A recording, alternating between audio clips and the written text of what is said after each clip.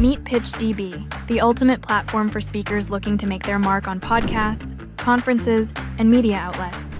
PitchDB provides access to over 3 million platforms, ensuring you find the perfect avenue for your message. With AI integrations, your bios and pitches are tailored uniquely to each opportunity, giving you the edge you need. Join now at pitchdb.com. Welcome to Your Brand Amplified, the podcast where we interview marketers, publicists, and brands to learn their stories, what makes them tick, and tips and tricks that make a difference. Erin, I just, number one, love your energy. We have, done a little bit of a podcast exchange, which is how we originally met. But I've lived in Chicago. I've had the same haircut that you have with shaved hair. I just vibe really well with you. And so I'm even more excited than usual. Here's the thing. It's always, I say the same to my guests. It's going to be a good show when your guest is willing to have a metaphysical breakdown live on the air, right? Like, let's just put it all out there. Right? Because this is what it is. And why are we hiding it from people? Well, Erin, you are an expert in all things marketing, brand. Conquer Your Business, such a great name. The Ready Yet podcast. And you've done a number of other things. So let's talk about why this is your what, right? How did you get into? Because now it's transitioning. I want the audience to hear about what you've worked on, what you've built. And then now you're having a shift, which is only a few months old, that people won't really know about yet.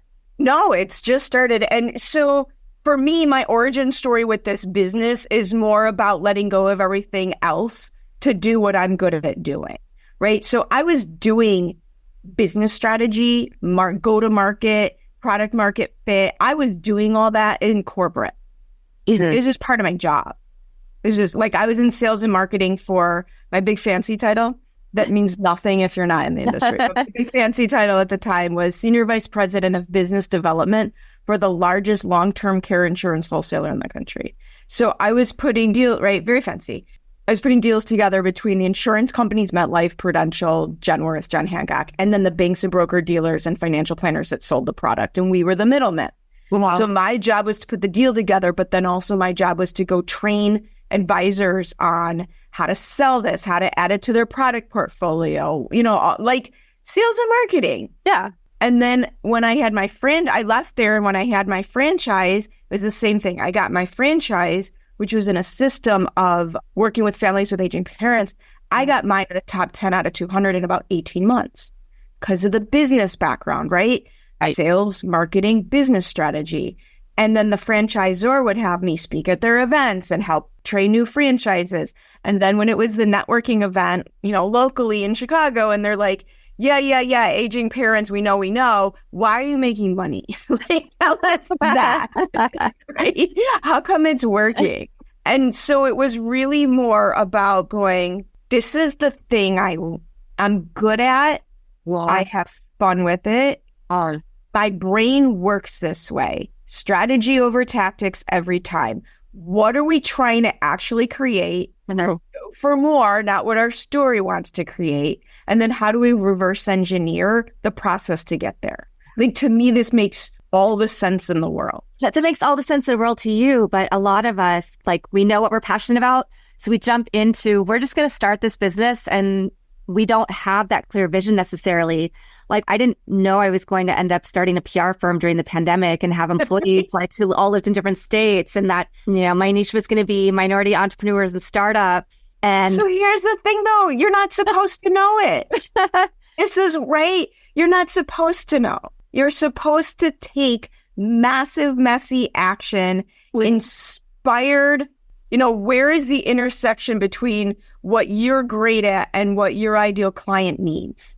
Mm-hmm. And you're just supposed to start moving in the beginning. So I have no problem with that in the beginning. It's when we get trapped there that it becomes a problem. Right. Because then you don't see growth. You're still thinking of You're in the hustle. Yeah. Right. And there's the way that I work with clients, and the way it's probably out there on lead magnets and stuff too. But I talk about you have 3 stages of your business. You have the growth stage. Where you just need some more. You need some more money. You need some more clients. That's totally cool. And then you have your leverage stage where you're starting to do addition, where you're starting to do group programs, maybe add a team member, right? It's starting to be addition. And then you have scaling, which is multiplication. You add service lines, you add adjacent things, you add passive income. You got to start at growth. And the problem is everyone wants to start at scale because we believe in Instagram. Right. Yeah. And that's not like how this works. Well, and that's something that I was looking at when I was, just reviewing all of our notes. Random acts of marketing. I think that's something I know I've fallen prey to is, but look at this shiny object strategy or this one or this one. And then we end up buying all these programs. We never use them. We get on all these lists. And then we're getting all these emails and it gets really overwhelming because it's not necessarily what's going to be effective for us. So how do you help people break through all of that? And it's strategy first every single time. Like, here's the thing that we have to understand. Doing what your business does for a living and knowing how to grow a business have nothing to do with each other. That's true. That's true. I went to school to learn how to grow a business.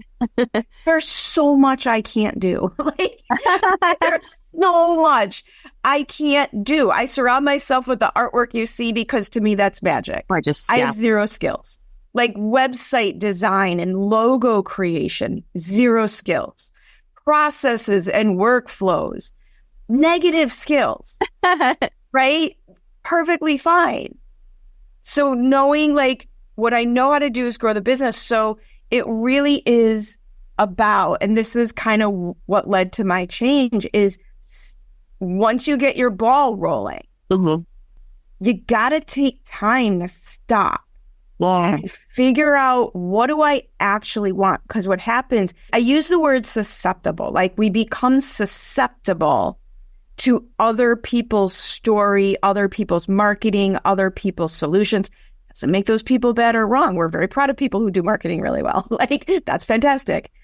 But if you haven't gotten quiet and stopped and analyzed what you want, you become susceptible to their story. And the random acts of marketing is inconsistency. It's changing tactics. It's not having alignment between what you're trying to do and the strategy/tactics that'll get you there. And things get real complicated by accident, right? We have a problem in our business, so we add a solution, and then that creates a new problem. So we add a solution, then that creates, right? And then we're 7 processes deep instead of just picking up the phone, right? Right. Oh, this is just thinking about so many different things because like I get really excited and I always underestimate the amount of time something is going to take to transition. And then I also hear somebody's story and I'm like, oh, I really want to work with you because what you do is really cool, but I haven't necessarily investigated more about, right? You hear, okay, I've had this success with these clients, but then when you turn on to me and you say, oh, but you need to be sending emails out every day to your customer base, I'm like, that's not who I am. Right. Like, it's hard. And this is why I have so much empathy in this whole process because what are we up against, right? Like one of the things I talk about is I work at the intersection where what you need to do meets who you need to be to do it. Because the plan doesn't matter if you can't do the plan, right? Exactly. You can make you a business plan. That's not hard. But if you can't do it, what good it's of zero value to you. So I have all the, we're up against neuroscience, right? We're up against subconscious programming. We're up against habits and patterns that we've had from childhood. We're up against, it's brutal. And then most entrepreneurs, we're all ADHD, which is what makes us good at what we're doing. And you got to be ridiculously optimistic to even want to try any of that. 100%. Right? So we're up against like our own personality type. That looks cool. Learner is my number 3 on Strengths Finders. I love learning new things. There's a downside to that, right? Oh, let's go learn this. Oh, let's go try this. Oh, I have no attention span. So you've got to, 1, embrace it. And 2, I saw Gary, like, how do you use this for you instead of against you? Mm-hmm. Right? It's really just getting honest with yourself about all this, the shadow side and all the, vernacular, and using it. I saw a Gary Vee video where he keeps talking about, especially younger entrepreneurs who they didn't grow up, My favorite new t-shirt it says Gen X, raised on hose water and neglect, right? Latchkey kid right here. Yeah, Oh, right. that's one of the things that this is totally digressing, but I love this. I was 10 years old and I was babysitting every kid in the neighborhood. I was cooking them full meals. Yes. I was in My charge 10-year-old of would- two different, oh my God. At Nephew 10 would- years old, I was in charge of two families' children. And at 12 years old, they were at least only across the street. At 12 years old, in Chicago, Right. I was allowed to take Stacy Hartman, who was 11, and lived around the corner, and my brother, who was 10. And I was allowed for the three of us to take the bus to the L and the L to Michigan Avenue. Yeah. It's nuts. So kids today don't have that self-trust Right. that we literally cultivated on the streets Oh, yeah. in primary school. I grew up in Kansas and I like to take road trips on weekends and go find the best party in Tulsa or go to wherever. Like we just got in the car and drove and we didn't have cell phones. We got on the train. Yes. We didn't even Nobody have would know where we are.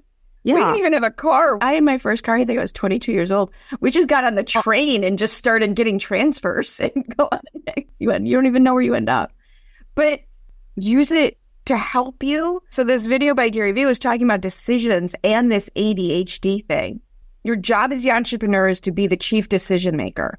And decisions are all about testing. Marketing is about testing. Business is about testing. So your job is literally to make a decision, take the action. And this is the tagline in my business. Be in charge, take action, get results. Get the results. Did that work? Did that not work? Make a better decision.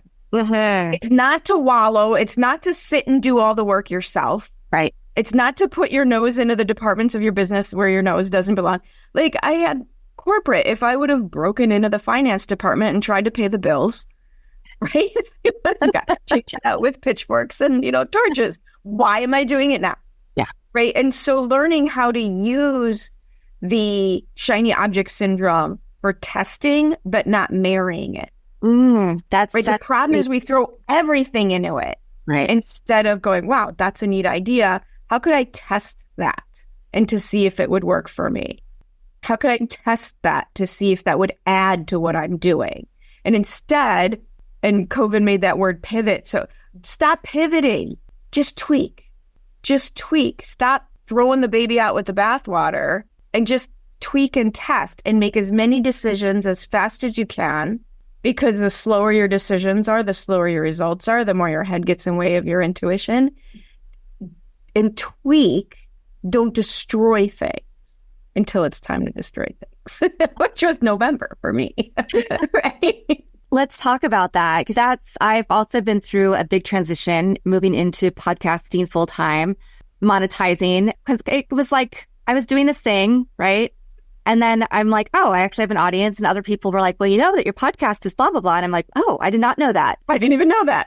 I didn't know. Go to listen notes. Go to listen because I was just doing it for Top 3%, fun. And it was a exactly. hobby. And then I was like, yeah, but now I can really make it into something else. And then people were like, we'll give you money. So I'm like, okay, now I can monetize this. So I can take that leap and then I can build back up. Right. But, it does take longer. But knowing that the consistency that you're talking about, like I'm on this consistent trajectory and now I can test things to see what works and what doesn't work. And I think that's probably why I love being a professor too, because I get to test things and then say it's just research. Right. Because it is also, then Totally. I don't them. So Totally. oh, that's why. I have a funny research story for you that just happened to me yesterday. I put 2 posts out there. I don't know that this means anything at all, but it was so interesting to me. I put a post on Facebook and the same exact post on LinkedIn. Mm-hmm. And I said, hey, I need some entrepreneurial help. Here are 3 titles. I'm creating courses. Like, how would you what do you need most? What do you need most in your business? Which of these 3 things would help you the most?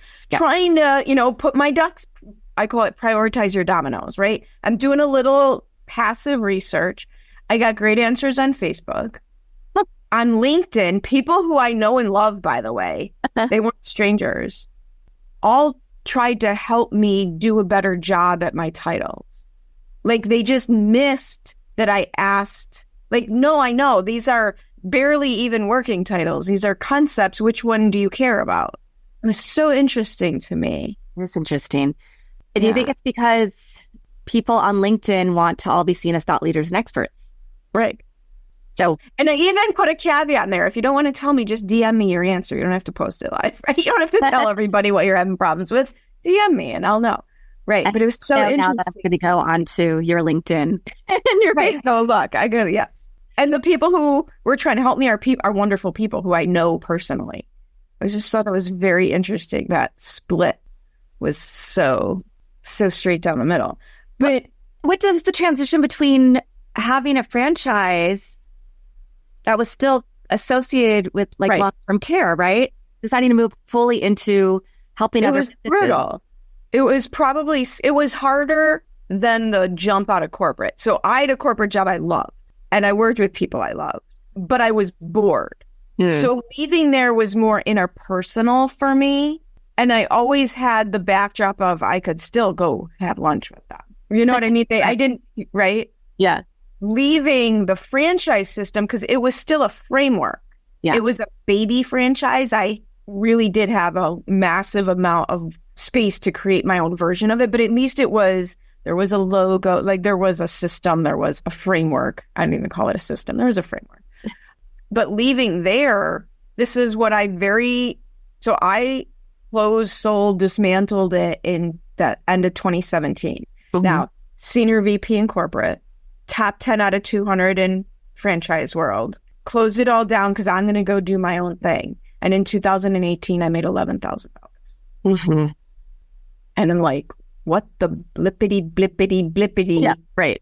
Right. And so that was scarier because this was, the wheels are off the bus, the bumpers are out of the gutters, the plane is crashing. Like, this was a little brutal, and it was more than a little brutal, but a very good friend of mine reframed it. I call it Erin's You're a Failure. She just reframed it as, no, you were just iterating and figuring out what the path was supposed to be. And she's totally right. Yeah. I just wasn't prepared for that.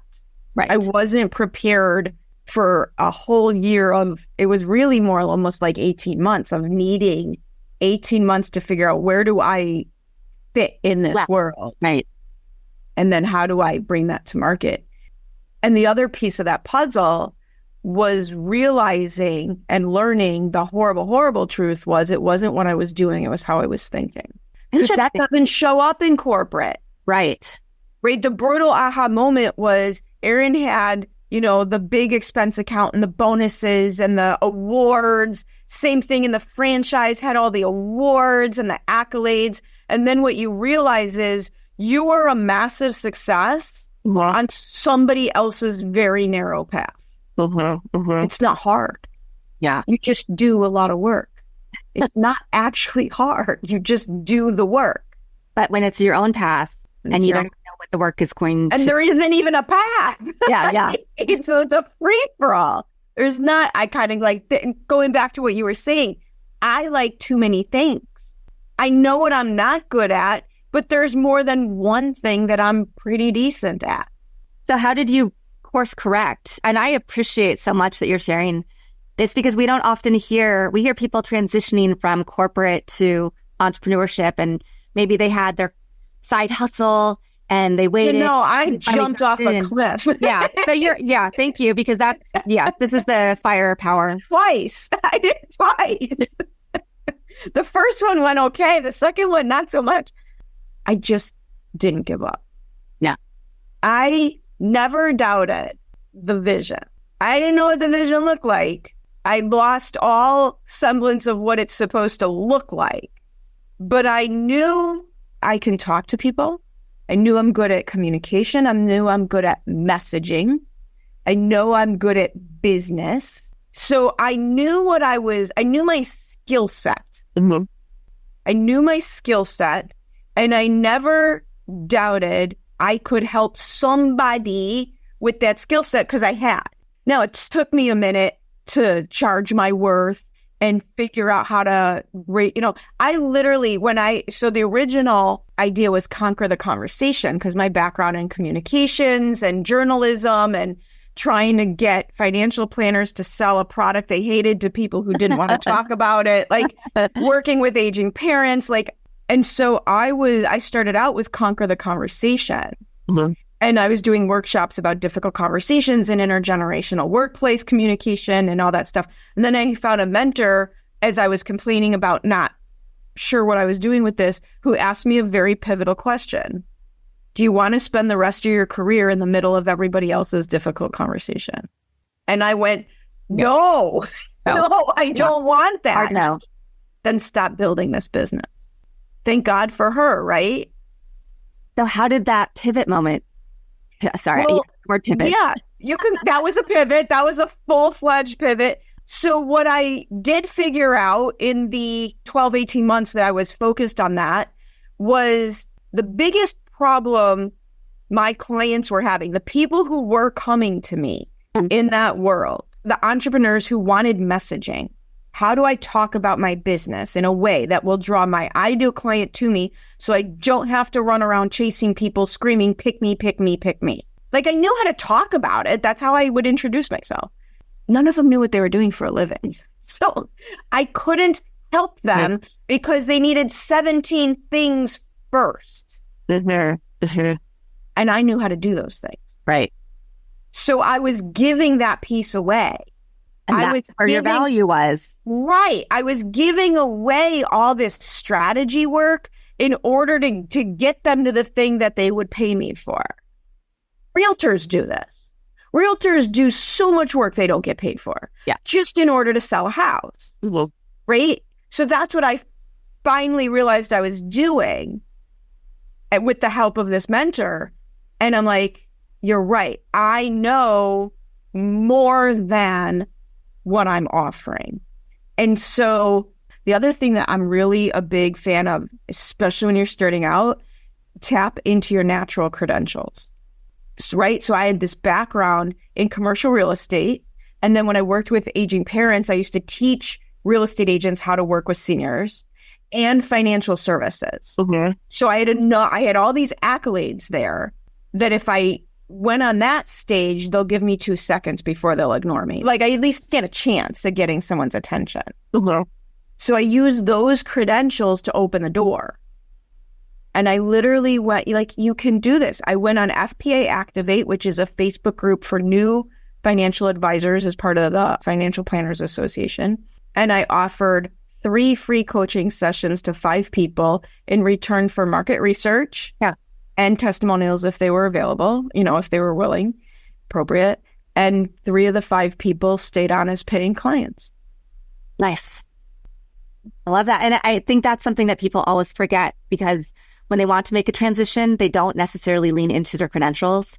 Because they feel like they're trying to get away from them, right? Yeah. Yeah. I had a client once who wanted to move into more talking about mental health. She was an expert in PR. She was getting asked to speak at big HR conferences. And I'm like, well, there is a connection there. So you need to take connection. Yeah. You take those. And this is before the pandemic and people were talking about it even more.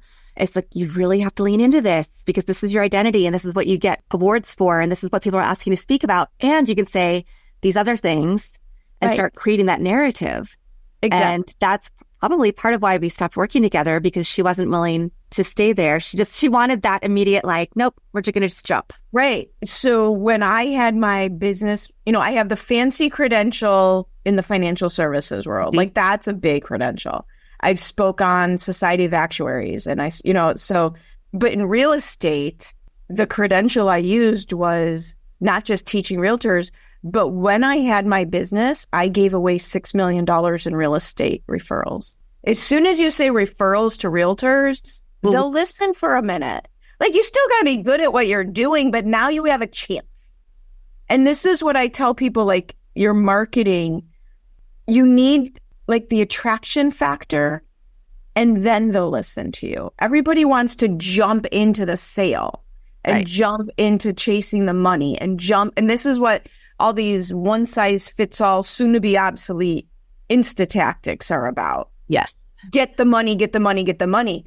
But they don't understand that, especially now where we are just so starved for the connection, people buy from humans, and humans buy from humans, and humans buy from people they know, like, and trust. And I don't care about any of your solutions until I have a little bit of that trust. And they're bypassing that entire process. So yeah, you do private consulting, and then you've also had the Power Brand Amplifier, which we've spoken about because obviously I'm like, oh, you're a brand amplifier, the brand amplifier, like similar but different. So yeah, but you had an epiphany, like you were saying in November, that you wanted to do something a little different now because you've been running this business successfully for several years. What I want to change is how hard I'm working. So I'm still going to do what I do for the people I do it for. But it got too complicated. I got tired of build the empire approach to business. I had at one point last year, I had 7 people on my team. Okay. Like, they're great humans, don't get me wrong, but it's too complicated. And I started to not like any of my business. Oh, I didn't like any of my business. I didn't want to do any of it. I was ready to just not have it. And I'm like, okay, what's wrong? And the answer, like, I like doing this. I like doing it for these people. What do I not like about what's going on that has me feeling I'm willing to give that up because I don't like XYZ? And it was the complicated marketing. It was the complicated service. It was all too big and and I don't want to work that. I don't know if it's an age thing, if it's a metaphysical eclipse, Mercury and retrograde thing, because it ain't just me who is talking about this these days. And it's people significantly younger than me who are also feeling it. I don't want it. So what I do for people and who those people are is staying the same. But instead of having year-long programs and 6 heavy lifts, I'm just truncating it so that eventually the program will be in bite-sized chunks. I'm very excited about doing it at events 2 or 3 times a year, a retreat version of this, right? Work on your business instead of in your business. Leave with that framework, then go do the thing, right? Yeah. And then what I'm calling private retreats, where we could I'll help you, we'll build the framework. But I no longer want the heavy lift of it all. It's not easy. It's not easy because you have to keep marketing and I have no problem with the ops, and you have to network with potential affiliates. But if you pick the version of it that's right for you, so I'll give you a perfect example. You can put me on stage in front of 1,000 people and I will have the time of my life. 100%. I don't do well posting on Facebook and LinkedIn. I do it. It's not where I get my most traction because for me and my personality, it feels like screaming into the void. I need this. Yeah. Even if it's just you, like if it's just one other person, I need more energy and response. And now that everybody sounds the exact same because half the people out there are using AI tools to create their content. Like really, I did it really simple. 90% of my long form content is just on YouTube. I write an outline. I talk for 5, 10, 15, 20 minutes, whatever it is. And that's it. And then, the AI tool makes it efficient by getting the reels and the promos out there. But in the month I've been doing it, it's getting better response than anything I ever did on Facebook or LinkedIn because that wasn't natural for me. Yeah. The really figuring out what works for you, what's authentic to you, because that authenticity will show through. Yeah, absolutely. I've had wonderfully brilliant, amazing, accomplished people give me terrible advice for me because they were teaching a tactic. Right. And when I said, well, what about this thing over here? What about doing it this way? And that doesn't really matter. That doesn't really work. And what I'm finding is, well, it didn't work for you. You're amazing at what you're doing. Like these are multi-million-dollar coaches and consultants. So they're fantastic at what they do. Yeah. But it works for me. And so there's this, even as a business coach, you have to get quiet and listen to your own intuition. You have to have that self-trust and self-worth and self-confidence to be able to gut feeling know, is this really cool or is it also really cool for me? Yeah. And you only do that, unfortunately, making decisions and seeing what happens. And then what intuition did I not listen to? Yeah. Right. Oof. Oh my gosh. It was an easier process, I could tell you, but they're really, self-trust and learning you just learn from doing. You can't think your way through learning how to do this. Exactly. You have to. Yeah. I mean, and that's the thing. It's when people talk about abundance or manifestation, you can dream all you want, but unless you take action, nothing's going to happen. No, right? Yeah. It's navel gazing, right? Is just dreaming. Build it and they will come is not a thing. No. Not at all. Who is your ideal client? Who do you love to work with? Is it still that real estate, I do have, and funny to say, I do currently have an amazing, amazing client right now who's in real estate. My favorite client right now, and it iterates, by the way, it'll iterate in your business, it'll iterate. Like right now, I'm having so much fun working with people. And one of them came up with this phrase because I had the really boring phrase of going from business operator to business owner. Yeah. And she called it going from me to we. Ooh, okay. Right. Yeah. So the thing that I know how to do, because I've been C-suite and corporate, I've had a small business with 15 team members. I've been a solopreneur with a couple of team members, right? The thing that I know how to do is get over the bridge from doing all the things to owning the business. And I have people in my group right now, and it's so fun to watch. Like this one woman in particular, she's working like 70, 80 hours a week. But she just jumped all in and I'm like, there's a different way to do this. And we found at least another multiple six figures available to her in her business if she would just do it this way instead of that way. Oh my gosh. And now you can work 30 hours a week. Wow. I mean, it's going to take us a minute to get there, about 6 months to get there. Yeah. But she's already... Like, you just need a couple of wins on that momentum and you're going to be willing to give it all away, right? Like, if you can just get over the fear and the hump to show how do you continue to grow top line revenue and still get to take home money? You're not giving up your profit margin. You're making more. Right. Exactly. Like, there's ways. It's the way that I describe it is not more work. It's just different work. Mm-hmm. Can you do more work? We're all out of hours. There are no right. Yeah. No, that's what aggravates me sometimes is like, okay, I have all these expectations from other people and there's all these things I'm supposed to finish, but I have to really step back. Like you said, I have to, what can I really get done today that will make me feel good and not feel guilty? Because now I just acknowledge, instead of feeling the guilt of like, oh, I didn't get these things done, I just go, you know what? Yeah, I didn't get them done. Yeah, they'll get done. Like, that's the hardest part. I've spent the last 6 months barely working, which at 15 years old, I haven't spent that long barely working in 50 years, oh right? Oh my gosh, we all started working with little kids. But that's what it took for me to get quiet. I mean, it's been crazy. I spend 2 hours every morning quiet. That's my dream. It's actually one of my goals this year. Reading. I can't believe how fast the time goes. If you would have asked me even 6 months ago to sit quietly for 2 hours, I would have been like, I'll die. How could you do that? Now I can't believe how, it's not meditating. I get up, I go to the bathroom, I refill the coffee, but it's quiet. I haven't had the TV on in 2 months. Mm-hmm. I haven't looked at the news in at least a month, if not more.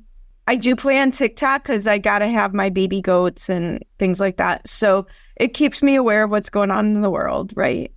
Because of that journalism degree, you got to know a little bit about what's going on in the world, right? You can't disassociate entirely. But just getting quiet. And sometimes what I've learned is that was my big leap forward, was the inner work. I'm embracing concepts of ease and less and that and spirit. That, I mean, you see how I look. This would not have been a thing in my world even 6 weeks ago. They were concepts I would roll my eyes at. Really? Oh my gosh. Okay. Well, we're definitely going to talk more about that. Not on this call, not on this interview. But side note, what I'm finding is a lot of people who I'm on their podcast or they're on mine, we just enjoy these conversations. And so I have this whole new network and it's not official coaching or official whatever, but we're like, let's just get on a call once a month or whenever. Yeah. Let's at least talk. I am, yes. And I love that. And I have a couple of those people in my world now who, like you said, because by the time we connect and we do one show and we do the other show, we actually get to know each other, which is why podcasting is one of my absolute favorite platforms.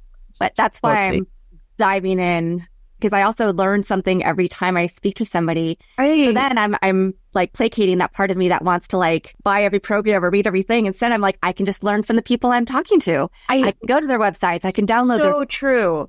But the other thing you're doing to give like an audience a big takeaway, the thing that you're describing without saying, connect as a human first. Yeah.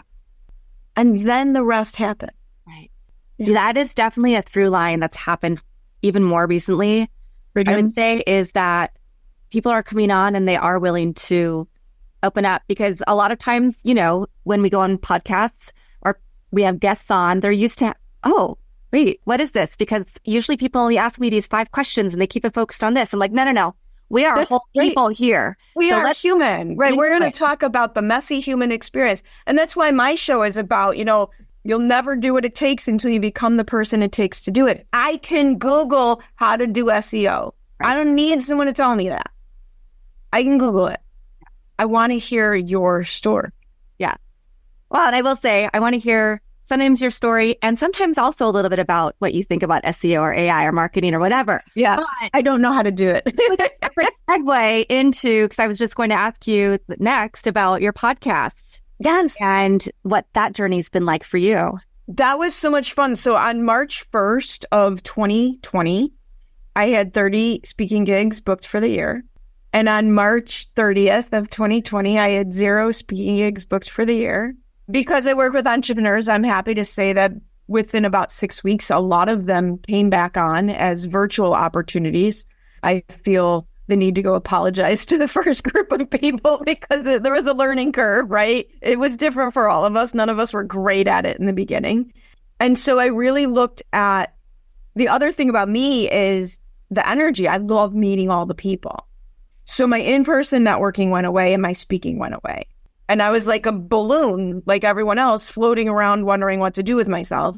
And so someone said to me, oh, you should go on podcasts. That's great. And then another mentor said to me, well, why don't you also have your own? Because in a room full of people, I can walk up to anybody. But if I start calling people, they don't know who I am. It's harder to get attention or to just get an exchange going. But if I say, hey, do you want to be on my podcast? Or, hey, can we swap podcasts? Now you're going to at least be willing to answer the email. Yeah, absolutely. And so it really just replaced speaking and networking for me in such a magnificent way. And then it takes on a life of its own. Yeah, it does.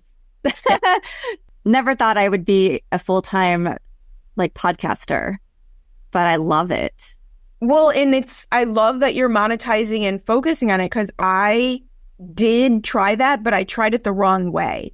I tried to use it as a prospecting tool for a hot minute, and I hated it. Yeah. A lot of people, I mean, there are people who do that successfully, but that is not something totally. I could not do that either. The person who taught me how to do it does it amazingly. She's amazing at it. Did not work for me. So I've gone back to using it as a networking tool and sharing the platform. But I have thought, as I move to things that aren't as heavy a lift constantly, monetizing the show from a sponsorship perspective is something that I know eventually I'll be able to do. Yeah, absolutely. And that's, you know, one of the things that happened for me was just, we've also talked about building the consistency, iterating, testing, continuing to reach out to audiences. But really, once I started being consistent with episodes and guests, and I had 2 people approach me about sponsorship. I got asked to be on an ad network. I didn't go looking for it. And it just happened at the right time where I was like, yeah, this is something I really want to pour more energy into. And that's how it happened, the magic. And now, of course, I'm working on it as a business. Well, and one of the things you said is so important, because too many people will listen to that story and only grab onto the nugget where you said, it just came to me. Right? They're only going to hear the nugget of, it just came to me. And so what they're going to interpret that as is, well, she's lucky, I'm not. Right? And they're going to miss the 3.5 years consistency of years. Yeah. They're going to miss the 3.5 years that I poured into podcasting, spending my own money before that happened on learning the process, on the guesting, on setting up the right systems to make sure that people could, on building a little bit of a team and having a consistent, great editor. Yeah. And by the way, like the folks out there, I keep saying strategy over tactics. The folks out there selling tactics, a lot of the top people, Tony Robbins, Amy Porterfield with Building Your List, Amanda Francis with Money Mindset, they are brutally honest with how hard they worked and what they had to do to get to the point where they can now, it looks easy. Right. Yeah. They're brutally honest about it.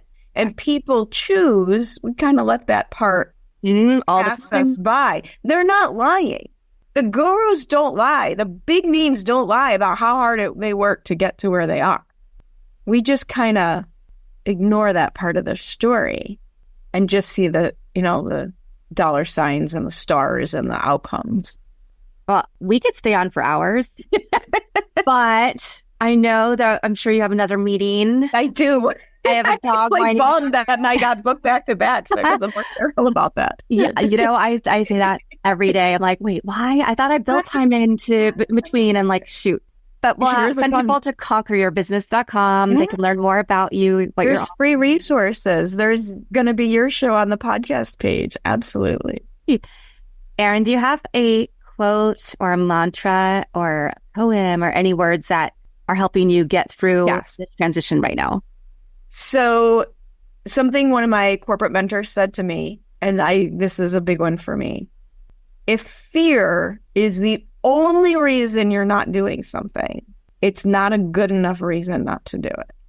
There's a lot of other good reasons, but if fear is the only reason you're not doing something, it's not a good enough reason to not do it. Love it. Oh my God. Thank you so much for being on the show. Awesome. Well, thank you to everybody who's listened to our very candid conversation or watched it. This is Your Brand Amplified. I am Annika Jackson here with Erin Marcus of conqueryourbusiness.com. I'll be back again with another amazing guest very soon. Want more?